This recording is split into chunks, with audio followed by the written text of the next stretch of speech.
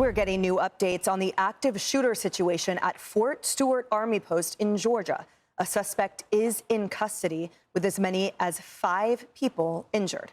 Joining us on the phone, Fox News contributor and retired NYPD Inspector Paul Mauro. Paul, thank you for joining us. Look, this Army base covers nearly 280,000 acres. What does that kind of containment look like? We know the suspect is in custody, but what would that protocol look like as a lockdown is called into place and an active shooter on the loose? Well, the first thing to recognize is the jurisdiction here is federal, right? So it's going to be an internal thing right from the get-go, with Army CID having to take it on the investigation. So the response that you're talking about, that'll be the authorities that are on the base. They'll have protocols. They'll even have protocols worked out with the local police. There'll be these mutual agreements that they have as to who responds to what. Sometimes they work together if there is a hook outside the base. Let's say somebody's running narcotics into the base or something like that. These bases are huge. They're like mini cities. And so they have to work all this stuff out ahead of time. And they get these kinds of cases. But in the investigatory stage, as I said, it'll go likely to CID unless we have an instance of terrorism, in which case the FBI, by presidential executive order, it goes over to the FBI. And all of this matters because, you know, we've seen this kind of thing before. 2009, during the real sort of heyday of the metastasization of al-Qaeda, we had the Fort Hood shooting, Major Nadal. And I raised that just to pinpoint maybe how lucky we were in this instance, because on an Army base, you have very heavy weaponry. You have really heavy ordnances, and these people are trained to shoot to kill. That's what soldiers do. And in that case, we had 13 fatalities and over 30 wounded, including some of the local cops who responded and were completely outgunned. That was a case of terrorism. The Obama administration didn't want to classify it as such. It went down as workplace violence, and there was a lot of hubbub about it. I was working counterterrorism at the time and was quite incredulous, and that was a story, a case that we studied very closely. So all of these vectors are blowing through this thing. When you see something like this, if you're sitting where I am, having done that kind of work, you think, is it a terrorism incident? Is it something that could have been interdicted?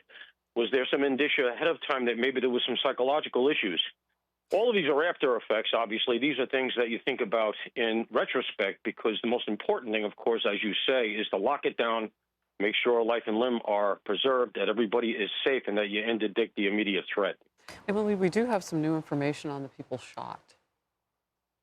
So I want to jump into that. There have been 5 soldiers who were shot today in this active shooter incident in the 2nd Armored Brigade Combat Team area. All soldiers were treated on site and moved to Wynn Army Community Hospital for further treatment. There is no active threat to the community. Law enforcement was dispatched for the possible shooting in the 2nd, what I just called Armored Brigade Combat Team area.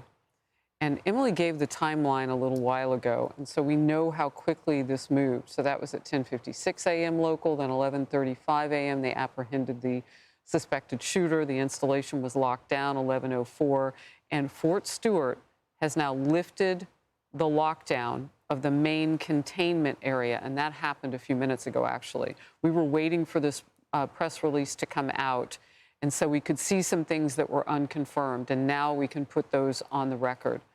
The area of the shooting, that 2nd Armored Brigade Combat Team area, remains on lockdown at this point, but the main cantonment, I should say, area is lifted from the lockdown. So people, you know, emergency medical personnel are dispatched to treat the wounded. There's some movement now on base, that sort of thing. I still don't know, and Paul, maybe you and Emily will talk about this, about being able to go in and off that base, because the front gates aren't really being talked about much. But the term you were using, CID, the U.S. Army Criminal Investigation Command, it's interesting. A lot of this was handled internally, including their injuries. So, Paul and Emily, just as you were saying. Yeah, so one thing we have to remember now is that this is a crime scene, and it could be a very mobile crime scene. So you're going to default to what the rule of thumb with a crime scene is, that you make it, if anything, bigger. You don't want to shrink it, because you don't want to look at backwards and say, well, we lost some potential evidence here. So the crime scene is likely going to be quite large, at least initially, until they decide to unfreeze it. But you can guarantee that there are a lot of investigatory people there right now viewing it as a crime scene. Again, after the initial response, when you make sure everything is safe and everybody is being treated, and, we pray that everybody is going to be okay. But once you've interdicted the immediate threat and you're into the investigation stage, yeah, you're going to have a big, big crime scene. And look, they're going to ask for help. And as I said, they're going to get full support from many of the federal authorities, and guarantee the FBI is already en route. And then, you're going to be doing this big backwards scrub to see, should we have known? Was the person treated for psychological issues? Is it a soldier? Is it civilian personnel? Is it a ranking officer? Is there contact overseas? Was the person part of an intelligence unit? We don't know what set this off. But the risk, as I mentioned earlier, is always the fact that not only are these things very, very big, but you have guns, and you have high-powered guns. And that was the thing that really came out in the Fort Hood shooting, because Major Nidal got his hands on military-grade weaponry as a ranking officer, and, he did a tremendous amount of damage. So we could have really gotten lucky on this one.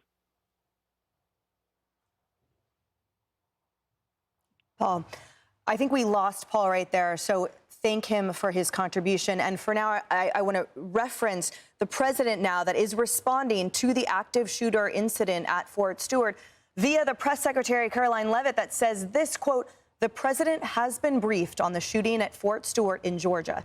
The White House is monitoring the situation." Now, Outnumbered is monitoring this breaking story, and we will be right back after a short break. Stay with us for more.